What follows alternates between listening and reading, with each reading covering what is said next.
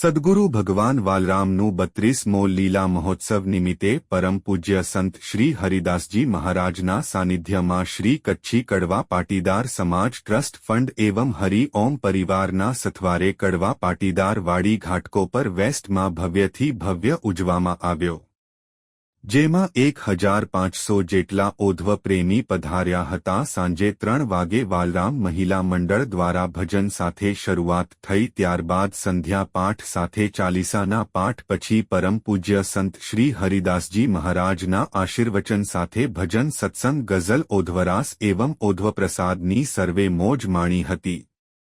વિશેષ પાટીદાર સમાજવાડી જલ્દીથી નૂતનીકરણ થશે અને ભવ્યથી ભવ્ય બનશે એવા પૂજ્ય ગુરુ શ્રી પાસેથી આશીર્વાદ પ્રમુખ શ્રી ટ્રસ્ટી શ્રી લીધા હતા, જેમાં કડવા પાટીદાર સમાજના પ્રમુખ શ્રી કાંતિભાઈ એમ સર્વે એમની ટીમ હાજર રહી હતી। કચ્છી આશ્રમના હરિદ્વાર ટ્રસ્ટી શ્રી રવિભાઈ કેસરા હાજરી આપી હતી।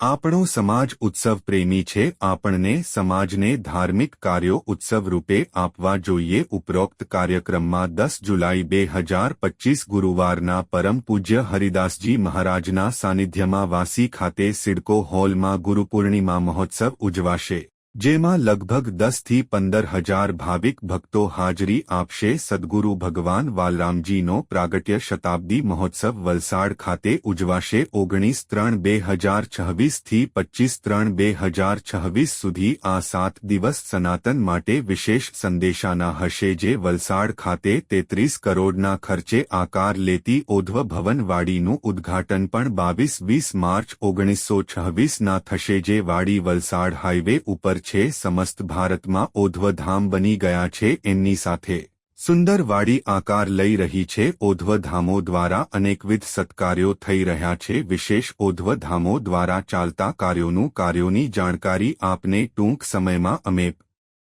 પ્રકાશિત કરશું। માનવ કલ્યાણ હેતુ ચાલતા કાર્યો મુંબઈ નગરી ઘાટકો પર અસલ્ફા મધ્ય ચાલે છે। વાસી એપીએમસી માર્કેટ, વાસી સેક્ટર 26, વલસાડ, વાપી, ઉમરગામ, જામનગર, જ્યાં પણ ઓધવધામો આકાર લીધા છે ત્યાં વિશેષ કાર્ય થઈ રહ્યા છે। કચ્છ કડવા પાટીદાર વાડીમાં ભવ્ય પ્રોગ્રામ ઉજવાયો, સર્વે સનાતન પ્રેમીઓ ખૂબ મહોત્સવને માણ્યો હતો।